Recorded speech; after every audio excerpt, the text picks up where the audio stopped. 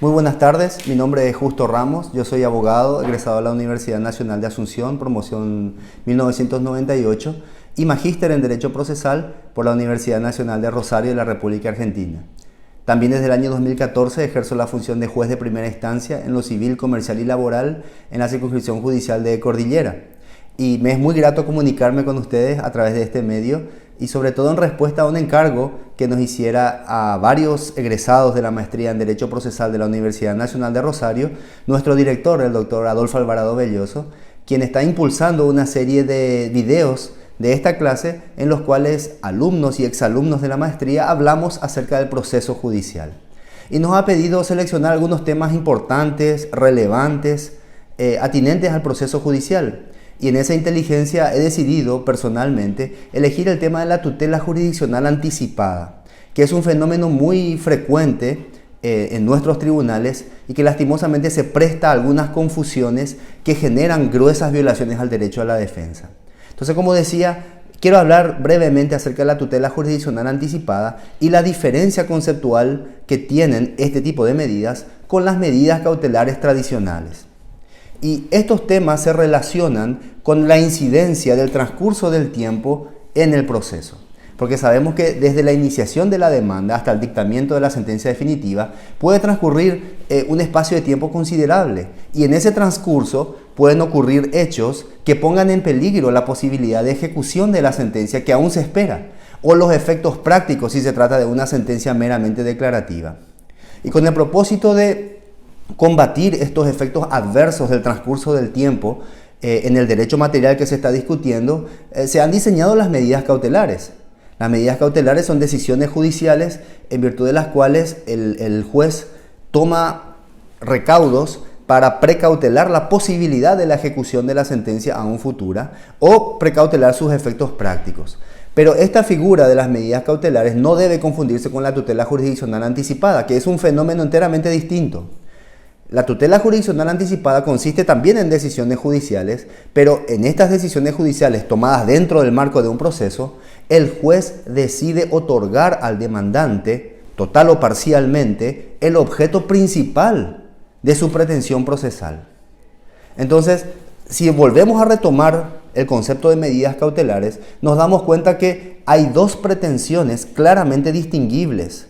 La pretensión principal, que está contenida en el escrito de demanda, y la pretensión cautelar, que es diferente. El objeto de la pretensión cautelar es diferente. El propósito de la pretensión cautelar consiste en preservar las condiciones de ejecutabilidad de una sentencia aún futura. Pero atención, nunca puede consistir en el adelanto de la concesión de la pretensión principal al demandante. Con un ejemplo esto se puede entender mucho mejor. El ejemplo clásico, típico de las medidas cautelares es el embargo preventivo. El embargo preventivo consiste en una decisión judicial mediante la cual el juez afecta parte del patrimonio del demandado al cumplimiento de una obligación que está siendo objeto de reclamo en un proceso judicial.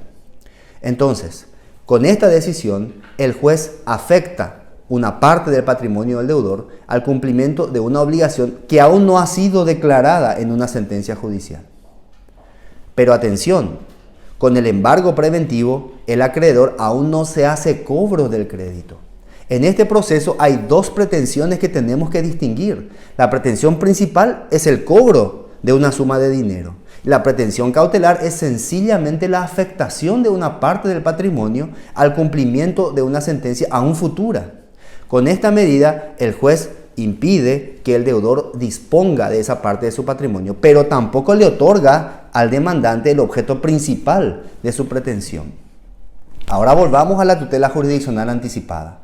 Este es un fenómeno en realidad muy antiguo, el de la tutela jurisdiccional anticipada, pero que solo recientemente ha sido objeto de estudio por la doctrina. Y consiste, como decíamos antes, en el adelanto total o parcial del objeto de la pretensión, incluso antes de que el demandante pruebe que tiene derecho y antes de que la sentencia definitiva declare que él tiene ese derecho. Y el ejemplo típico es el de la prestación de alimentos. Cuando el alimentado o el que dice que tiene derecho a alimentos inicia una demanda judicial por prestación de alimentos, ¿qué es lo que pide? Pide la fijación provisoria de una suma de dinero que el alimentante debe entregarle mensualmente para que él pueda subvenir a sus necesidades básicas hasta que se dicte sentencia. Entonces, si el juez otorga esa petición, tenemos que el demandante estará obteniendo, aunque sea parcialmente, el objeto principal de su demanda. Y acá tenemos las dos pretensiones. La pretensión principal, que es la que está contenida en el escrito de demanda, y también tenemos la pretensión que solicita el demandante mediante la tutela jurisdiccional anticipada. En la pretensión principal, el demandante solicita que se le pague una suma de dinero en concepto de prestación de alimentos, y en la pretensión de tutela jurisdiccional anticipada pide exactamente lo mismo, que se le pague una suma de dinero mensual en concepto de alimentos. Entonces hay identidad entre la pretensión principal y la pretensión de tutela jurisdiccional anticipada.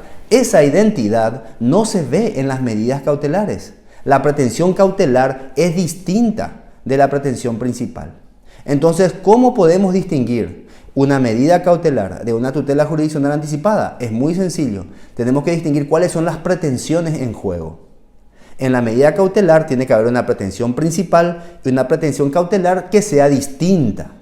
Pero en la tutela jurisdiccional anticipada, la pretensión principal y la pretensión de tutela jurisdiccional anticipada coinciden en su objeto. Un ejemplo típico es en el interdicto de recobrar la posesión. Nuestro Código Procesal Civil paraguayo y muchos otros códigos procesales permiten al juez ordenar la restitución inmediata de la res litis antes del dictado de la sentencia definitiva. Entonces allí se le está otorgando al demandante el objeto principal de su pretensión, que es la restitución de la cosa que está siendo objeto del juicio. Algo similar pasa con la servidumbre de paso. Cuando el demandante se considera con derecho a una servidumbre de paso, puede pedir en el mismo escrito de demanda, según el Código Civil paraguayo, que el juez ordene la habilitación inmediata de esa servidumbre de paso. Con esa habilitación inmediata, el juez está otorgándole al demandante, sin duda alguna, le está otorgando la pretensión principal que se contiene en su escrito de demanda. Entonces es una decisión de naturaleza totalmente distinta de las medidas cautelares. Y los efectos también son totalmente distintos, porque con una medida cautelar el efecto que se produce es la preservación de las condiciones de ejecutabilidad de la sentencia. Pero en la tutela jurisdiccional anticipada, el demandante obtiene el objeto principal de su demanda y el demandado, y acá está el punto que queremos enfatizar, el demandado sufre los efectos de una sentencia adversa sin el debido contradictorio. Y el principal problema que proviene de la confusión entre las medidas cautelares y la tutela jurisdiccional anticipada es concretamente el siguiente. Las medidas cautelares se otorgan sin oír a la persona que eventualmente sufrirá los efectos de esa medida cautelar. Y está bien que así sea, y siempre ha sido así, porque el propósito de la medida cautelar justamente consiste en impedir que el demandado, mediante actos fraudulentos, se insolvente o dificulte las posibilidades de ejecución de la sentencia futura. Pero ojo, el demandado en este caso no va a sufrir los efectos de una sentencia adversa. En la tutela jurisdiccional anticipada, por otro lado, el demandado va a sufrir los efectos de una sentencia adversa sin el debido contradictorio, sin que el demandante haya probado que tiene derecho y sin que una sentencia definitiva haya declarado que el demandante tiene ese derecho. Por lo tanto, los efectos son mucho más graves y es una excepción muy importante al derecho a ser oído antes de sufrir los efectos de una sentencia. Por lo tanto, para preservar la constitucionalidad de la tutela jurisdiccional anticipada, es indispensable disponer que sea oída la persona que va a sufrir los efectos de esta decisión. Normalmente también se le aplican a la tutela jurisdiccional anticipada las mismas reglas que a las medidas cautelares, lo cual es un craso error. En primer lugar, porque por razones constitucionales, el demandado debe ser oído antes de sufrir los efectos de una sentencia. Y en segundo lugar, porque la naturaleza jurídica de la tutela jurisdiccional anticipada la acerca mucho más a la sentencia definitiva que a la medida meramente cautelar. Los efectos de la tutela jurisdiccional anticipada se asimilan a los efectos de la sentencia, no a los efectos de una medida meramente cautelar. Por lo tanto, es imprescindible también dotar a este instituto de una regulación procesal distinta.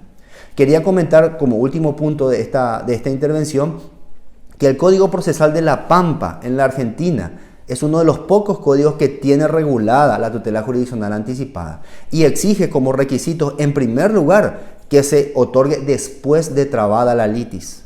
En segundo lugar, que haya un traslado específico al demandado respecto de esa tutela jurisdiccional anticipada. En tercer lugar, que los efectos de la tutela jurisdiccional anticipada sean reversibles, es decir, que sea posible volver las cosas al mismo estado que se encontraban antes de esa medida.